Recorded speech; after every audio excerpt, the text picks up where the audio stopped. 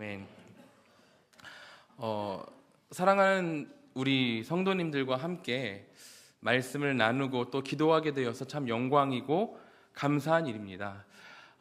개인적으로는 우리 성도님들께 매우 감사한 것들이 많습니다. 특히 이번 유초등부 겨울 성경학교에 많이 관심 가져주셔서 진심으로 감사드립니다. 제 스스로 좀 걱정이 굉장히 많았거든요. 하지만 성도님들께서 열심히 기도해 주신 덕분에 우리 선생님들이 체력이 다 고갈되어 가지고 알아 누우셨다는 비극적인 일 아니면은 별 탈 없이 잘 마무리를 할 수 있었습니다. 기도해 주셔서 진심으로 감사합니다. 우리 친구들이 얼마나 행복해했는지 모릅니다. 제가 놀이동산에 갈 때 봉고차를 몰았거든요. 그때 제 뒤에 우리 귀여운 2학년 제인이가 앉아 있었었는데 눈을 반짝반짝거리면서 결의에 찬 목소리로 저한테 그러는 거예요. 선생님, 놀이동산 티켓이 비싼데 뽕을 뽑아야 돼요 라고 말을 했습니다. 아, 그렇구나. 우리 제인이 놀이동산에서 뽕을 뽑을 생각으로 그렇게 열심히 가는구나. 신난 제인이와 함께 드넓은 서울랜드를 돌아다닐 우리 선생님들의 고통이 잠시 쓱 지나쳐 갔는데 어쨌든 제인이가 그렇게 말을 했습니다. 그렇게 놀이동산에서 놀고 교회로 돌아오는 길에 이번에는 제가 궁금해가지고 물었어요. 제인아, 뽕 뽑은 것 같아? 라고 물어봤거든요. 그랬더니 아주 시무룩한 목소리로 별로 못 뽑았어요 라고 그러더라고요. 그런데 재밌는 거는 그 아쉬운 평가와는 달리 말한 지 10초도 안 돼서 하고 코를 골면서 자는데 우리 제인이가 말은 그랬지만 뽕을 뽑았구나, 제대로 뽑았구나 하는 안도감이 제게 있었습니다. 성경학교를 하면서 저 개인적으로는 스스로는 회개를 많이 하는 그런 이번 성경학교였습니다. 사실 작년 연초에는 성경학교가 없이 주일 예배만 드리다 보니까 학생들이 서로 유대감을 느낄 기회가 없어가지고 서먹서먹한 그런 느낌이 굉장히 오래 갔었거든요. 그래서 이번 성경학교는 친구들이 서로 알고 친해지는 데 중점을 두자 해서 찬양과 설교를 제가 열심히 준비를 하긴 했지만 기대를 크게 하진 않았었거든요. 그리고 저녁 집회를 하는데 또 어떤 일들이 있었냐면은 건반에 문제가 생겨서 나오지가 않았어요. 그래서 집회도 조금 딜레이 되고 찬양팀도 집회 시작 전부터 진을 다 뺀 상태였습니다. 이런 여러 가지 문제들 때문에 개인적으로는 굉장히 비관적인 생각을 하고 있었는데 그때 우리 예찬 선생님이 건반도 없이 딱 서서 아이들에게 말씀을 하시는 거예요. 하나님께 찬양 드릴 때 악기가 중요한 게 아니라고, 목소리로 우리 주님을 충분히 찬양할 수 있다라고 권유를 하면서 아이들이 무반주로 찬양을 시작했거든요. 그런데 그때 이렇게 생각했던 제가 너무 부끄러울 정도로 전심으로 찬양하는 우리 친구들의 모습이 굉장히 아름다웠습니다. 제가 우리 선생님들께나 성도님들께 그런 부탁들을 많이 드렸거든요. 멀뚱멀뚱 서 있는 게 아니라 예배자로서 전심으로 찬양하는 친구들이 되도록 같이 기도를 부탁드립니다라는 말을 했었었는데 딱 그 순간 기도 제목의 성취를 경험한 것 같아서 우리 성도님들의 기도의 힘을 느꼈습니다. 물론 얘들아, 부모님 초청 예배 때 그렇게 좀 하지라는 악한 생각이 잠시 이렇게 흘러갔지만 우리 다음 세대들이 조금씩 변화하고 성장하고 있다는 것을 기억해 주시면 너무 감사하겠습니다. 오늘은 새학년 기도회입니다. 왜 관상어 키워보신 분들은 다 아실 텐데 집에 어항을 만들 때 주의해야 될 점이 있습니다. 수족관에서 물고기를 사가지고 집에 있는 어항에 옮겨 담을 때 물고기를 건져다가 바로 넣으면 안 된다는 거예요. 왜냐하면 수족관과 우리 집에 있는 어항은 산성 농도, 수온, 물의 경도, 모든 환경이 다르기 때문에 그냥 물고기를 넣어버리면 스트레스를 받아서 죽어버리기 때문입니다. 그래서 뭘 하냐면은 물맛댐이라는 작업을 합니다. 수족관에서 물고기를 사면은 물고기와 함께 물을 담아주는데 그 봉지째 어항에 담가놓고서 물이 조금씩 섞이도록 유도하고 물고기가 서서히 적응할 시간을 주는 거죠. 이렇게 물맛댐을 해서 시간을 주면은 물고기가 새 환경에 점차적으로 적응을 하면서 어항에서 잘 살아갈 수 있게 되는 겁니다. 문제는 이렇게 미물인 물고기도 물맛댐이라는 작업을 해서 새로운 환경을 받아들일 시간을 조성하는데 우리 귀한 다음 세대들은 어떨까요? 우리 귀한 다음 세대들이요, 준비할 새 없이 새 환경에 직면하고 있습니다.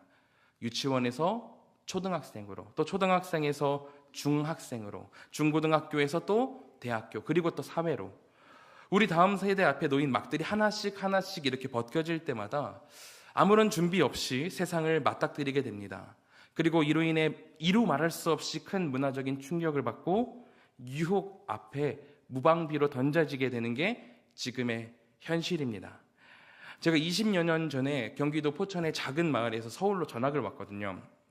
그런데 그때 제가 엄청 의아해했던 거는 전학원학교의 모든 학생들이 이상한 줄임말을 계속 쓴다는 거였어요. 후에 그 말이 약자를 얕보고 비하하는 말이라는 것을 깨닫고 좀 많이 놀랐던 기억이 있습니다. 그런 악한 내용임에도 불구하고 모두가 너무 자연스럽게 그 약어를 쓰고 있는 거예요.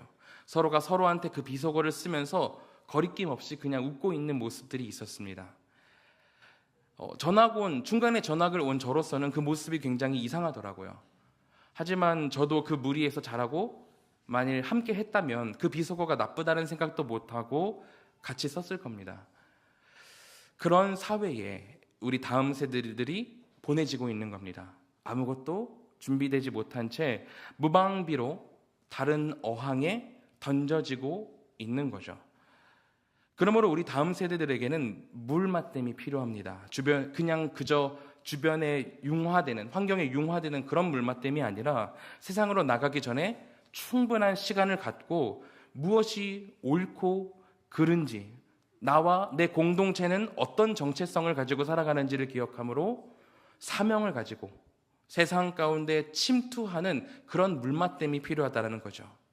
그리고 이를 위해서 하나님께서 우리 자녀들에게 바른 물맛댐이 되어주시기를, 하나님께서 부디 보호하시고 인도하시기를 간구하며 기도하는 시간이 바로 오늘 새학년 기도의 시간입니다.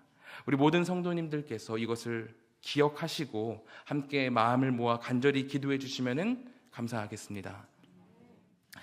제가 참 좋아하던 후배가 하나 있었습니다. 저랑 2살 차이가 나는 후배인데 모교회에서 함께 찬양 인도를 하던 그런 친구였습니다. 그 친구가 문학적인 달란트도 굉장히 뛰어나가지고 신문사 신춘문예에 당선되어서 작가로서의 첫 발도 내딛던 그런 능력 있는 친구였습니다. 그러다가 제가 이제 사역을 하게 되고 몇 년을 연락 없이 지내고 교회를 떠나서 살다가 우연찮게 다른 사람을 통해서 그 친구의 이야기를 전해 듣게 되었습니다.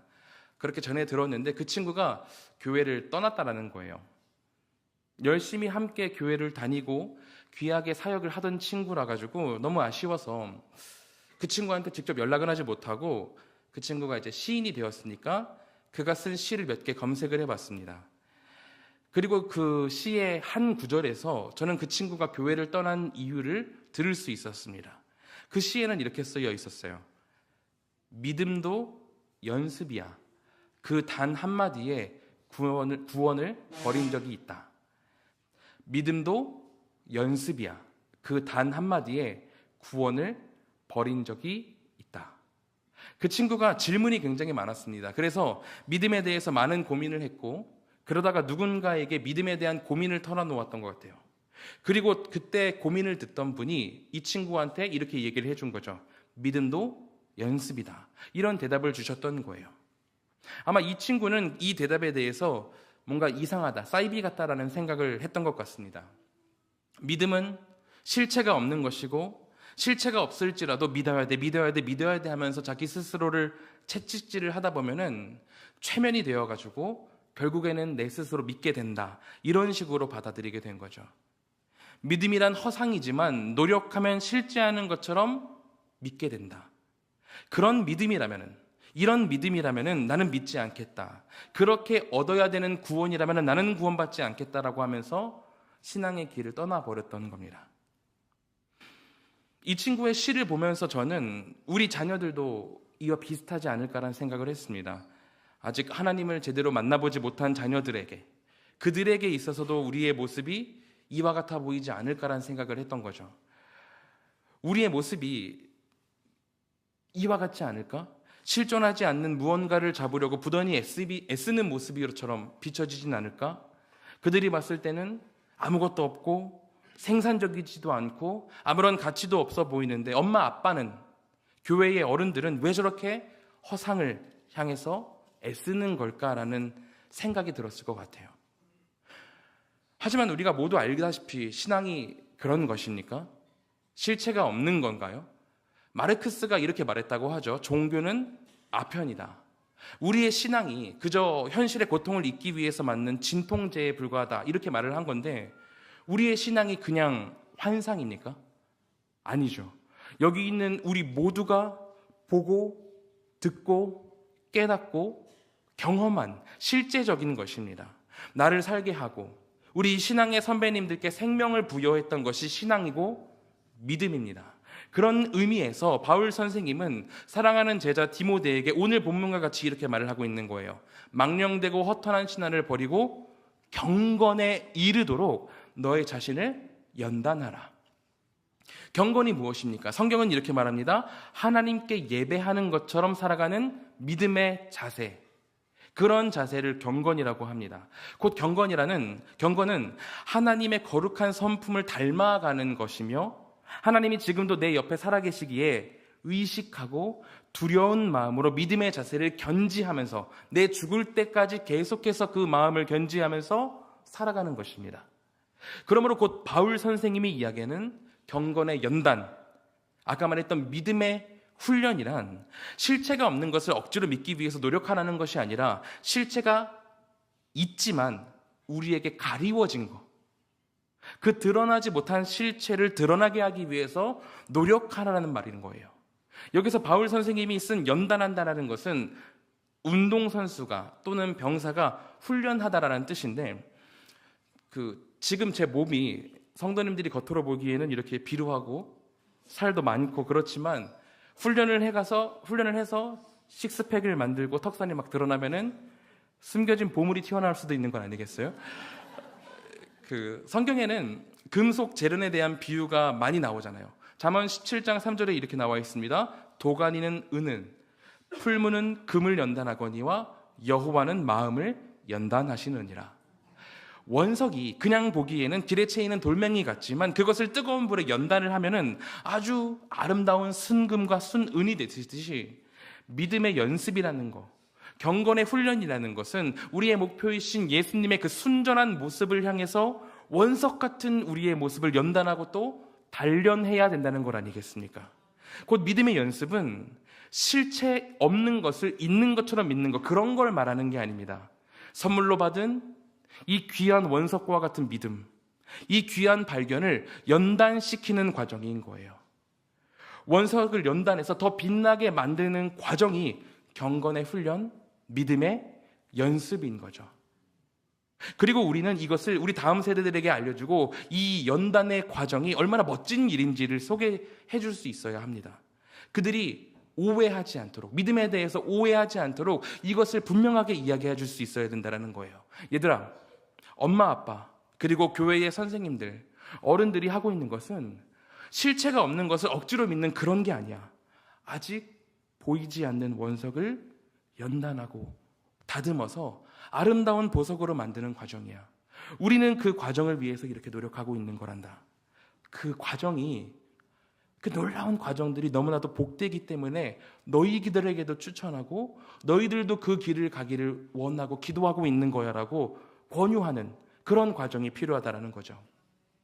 세상은 교회를 향해서 실체가 없는 것을 바라는 사람들, 그런 이상한 사람들이라고 비웃지만 우리의 훈련의 과정, 연단의 과정이 의미 없는 일이 아니라는 것을 가르쳐주면서 경건의 훈련으로 우리 귀한 다음 세대들을 초청할 수 있어야 합니다. 그렇다면 우리는 무엇을 통해 그들을 경건 훈련으로 이끌 수 있을까요? 사실 이 문제는 아까 이야기했던 아이들을 세상에 보내기 전 해야 할 물 맞댐에 관한 것이기도 합니다. 우리 자녀들이 세상으로 나아가는 물맛댐의 시간 동안 무엇을 주의하고 무엇을 거부하며 어떻게 세상으로 나아가야 하는지를 말해주고 있기 때문에 이것은 물맛댐에 관련된 일이기도 해요. 오늘 바울 선생님은 사랑하는 제자 디모데에게 경건에 이르도록 주의해야 될 것, 물맛댐을 위한 두 가지를 이야기합니다. 본문에 이렇게 나와 있습니다. 망령되고 허탄한 신화를 버리고. 바울 선생님은 이야기합니다. 첫째, 망령됨을 버리라는 거예요. 망령되다라는 것은 무엇일까요? 원어로는 베벨로스라고 하는데 이게 무슨 의미냐면은 문지방을 밟고 나가다라는 의미입니다. 망령되다라는 것은 곧 바깥의 일이라는 거예요. 하나님 공동체의 바깥의 일이라는 거죠. 하나님의 공동체는 하나님의 법을 따르고 하나님만 섬기는 공동체입니다. 하나님의 공동체와 세상 공동체의 차이점은 단 한 가지인 거죠. 무엇을 나의 삶의 기준으로 삼는가? 무엇이 그의 삶의 기준이 되냐는 거에 따라서 그가 하나님의 공동체인지 아닌지가 결정이 된다는 겁니다. 사무엘상 13장 13절을 보면은 이렇게 나와 있어요. 사무엘이 사울에게 이르되 왕이 망령되이 행하였도다. 왕의 하나님 여호와께서 왕에게 내리신 명령을 지키지 아니하였도다. 그리하였더라면 여호와께서 이스라엘 위에 왕의 나라를 영원히 세우셨을 것이거늘 이라고 말을 하거든요. 이게 무슨 일이죠? 사울 왕이 전쟁이 바로 코앞에 닥치자 자신에게 허락되지도 않은 일을 한 거예요. 제사를 제사장이 드려야 되는데 자기가 마음대로 드려버린 거죠. 하나님이 정하신 기준을 넘어가 버린 겁니다. 하나님은 제사장에게 하라고 그랬는데 왕이 스스로 판단해가지고 그 선을 넘어가 버린 거죠. 이것에 대해서 주님은 망령되다, 사울 왕은 망령되다라고 성경에서 이야기를 하고 있는 겁니다. 우리 자녀들이요, 삶을 살아갈 때 수없이 많은 선택지를 그들이 맞이하게 될 겁니다. 사울이 자신의 앞에 놓인 긴급한 선택지 앞에서 선을 넘어가 버려가지고 망령되이 행했는데 우리 자녀들은, 나의 사랑하는 자녀들은 과연 어떤 선택을 하게 될까요? 오직 그 선택에서 바른 길을 택하고 무엇이 옳은지를 판단하게 하는 것은 하나님의 말씀인 줄을 믿습니다. 밥 먹을 때 기도드리는 것조차 부끄러운 일이 되는 이 세상 가운데에서 우리 자녀들이 용기 있게 하나님의 길을 갈 수 있도록, 밖으로 나가는 일을 하지 않을 수 있도록 함께 기도해 주시기 바랍니다. 다시 본문으로 돌아와서 경건에 이르도록 하는 주의할 것 두 번째는 허탄한 신화를 버리라는 겁니다. 여기서 언급된 허탄한 신화는 거짓 교사들이 지어낸 허황되고 거짓된 이야기를 말합니다. 바울 시대의 그리스 로마 시대의 세계에서는 신들에 대한 민간 신앙이 굉장히 많았고 널리 퍼져 있었습니다. 문제는 거짓 교사들이 이러한 허탄한 신화들을 가져와가지고 구약을 짬뽕시켜가지고 신앙과는 전혀 관계없는 사변들로, 진리가 아니며 생명력이 없는 것으로 전파를 하기 시작했다는 겁니다. 그것은 굉장한 문제가 되어가지고 바울 선생님이 이를 막기 위해서 굉장히 노력을 했었죠. 우리 시대에도 이런 미신적인 일들이 굉장히 많습니다. 이렇게 하면 성공할 수 있다더라, 이렇게 하면 돈을 더 잘 벌 수 있다더라, 다른 게 뭐 더 필요하냐, 돈이면 충분하다. 정말로 생명력 없는 허탄한 신화들이 가득한 세상에서 우리가 살고 있습니다. 그런데 제가 우리 친구들과 대화를 하다 보면은 놀라울 정도로 이미 초등학생들에게까지 이런 허탄한 신화가 영향을 많이 미치고 있어요. 바울 사도가 전도 여행을 다니면서 많은 결과들을 맺었지만 아테나에서만큼은 큰 결과를 맺지 못했습니다. 왜냐하면 그곳이야말로 허탄한 신화가 가득한 곳이었기 때문이었습니다. 수많은 미신과 철학, 그 많은 철학과 미신은 진리를 가려서 깨닫지 못하게 했습니다. 지금도 마찬가지입니다. 우리 친구들이 보는 거, 듣는 거, 친구들과 장난치며 이야기하는 모든 곳에 허탄한 신화들이 영향을 미치고 있습니다. 이것이 우리 친구들을 더 오염시키지 않도록 그것이 악한 것이라는 것을 우리는 알려줄 필요가 있어요. 허탄한 신화가 우리 친구들의 머리를 잡아먹지 않도록 우리는 경각심을 가지고 기도할 수 있어야 되고 막을 수 있어야 합니다. 하지만 제가 여러 가지 이야기를 했지만 우리 자녀들이 위험하다, 이런 것들로부터 격리시키고 하지 않도록 금지시켜야 한다라는 이야기를 하면서 자녀들에게 저도 선생님으로서 이것도 안 된다, 저렇게 하면 안 된다 이야기를 하고 있는데, 다른 것보다 이 설교를 준비하면서 제 마음에 드는 생각은 사실 다른 게 아니라 우리 귀한 친구들을 향한 미안함이었습니다. 사실 제가 다음 세대였더라도 불만이 굉장히 컸을 것 같아요. 이미 모든 게 코앞에 주어지고 있는데 이것도 하지 마라, 저것도 하지 마라, 이것도 안 된다, 저것도 안 된다 이러면은 굉장히 짜증이 났을 것 같아요. 새학년 기도회라서 우리 다음 세대 친구들이 굉장히 많이 왔는데 이 다음 세대들에게, 너무나도 귀한 다음 세대들에게 제가 하고 싶은 말은 미안하다라는 겁니다. 얘들아, 너무 미안해요. 죄송해요. 우리 어른들이 사실 너무 잘못했어요. 왜냐면은 우리 다음 세대들이 경건에 이르는 훈련을 위해서 망령된 거, 그리고 허탄한 신화를 버려야 된다라고 이야기는 하고 있지만 사실 지금 이 시대에 떠들고 있는 그 망령되고 허탄한 신화를 만들어서 소비하고 재생산하고 있는 것은 누구입니까? 우리 자녀들이 그것을 만들었나요? 아니죠. 우리 어른들이 내가 그것을 만들고 소비해 놓고선, 그리고 그것을 제대로 막지 못해 놓고서 왜 우리는 우리 자녀들에게 이것도 하지 말라, 저것도 하지 말라 이렇게 금지하고만 있나 하는 미안함이 우리 다음 세대들에게 있습니다. 성도 여러분, 우리가 다음 세대들을 위해서 기도하고 노력한다고 하면서 경건에 이르는 훈련은 그냥 그들이 알아서 하겠지 하고 응원 정도에서 모든 것을 끝마친다면은 그것은 새 물고기를 물맛댐 없이 그냥 다른 어항에 집어넣는 것과 다를 바가 없습니다. 우리 어른들이 먼저 행동하셔야 돼요. 망령된 것과 허탄한 신화를 우리가 보지 않고 우리 스스로가 그런 악한 것들을 소비하지 않으면서 선한 문화를 만들어내고 자녀들이 이런 고민 자체에 빠지지 않도록 도와야 하는 것이 바로 어른으로서 조금 더 신앙의 연차를 더 먼저 진행한 신앙의 선배로서 우리가 해야 할 일일 것입니다. 망령되고 허탄한 신화가 가득한 시대이지만 우리 하나님은 그 모든 것을 정화시키실 수 있는 능력 있는 분이십니다. 주님은 길을 내시는 분이세요. 우리 주님을 믿고 우리 어른 스스로가 먼저 망령되고 허탄한 신화를 버릴 때 우리 다음 세대들이 우리의 모습을 보고 배워서 경건을 훈련하며 하나님의 백성으로 바르게 자라나가게 될 것입니다. 물맛댐의 시간입니다. 시간이 많지 않아요. 우리 아이들이 새 학기를 맞아서 새 학년을 맞아서 사회로 나갈 것입니다. 지금도 시간은 흐르고 망령되고 허탄한 신화는 우리 아이들에게 침투를 위해서 도사리고 있습니다.